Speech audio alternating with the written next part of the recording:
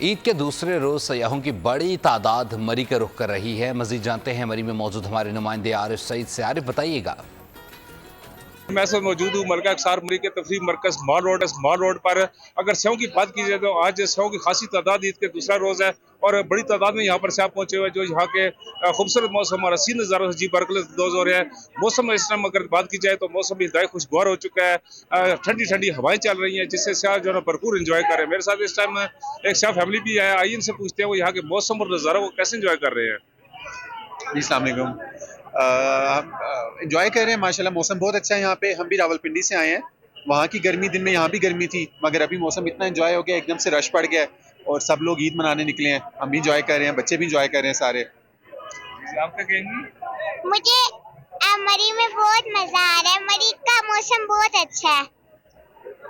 जी, जैसा कि सयाह बता रहे हैं कि यहाँ का मौसम और नज़ारे इंतहाई खूबसूरत है। अगर सयाह की बात की जाए तो सयाह के इंतजाम के लिए इंतजामिया ने यहाँ पर भरपूर बहुत इंतजाम शुक्रिया कर रखे आरिफ हैं। अपडेट करने के लिए।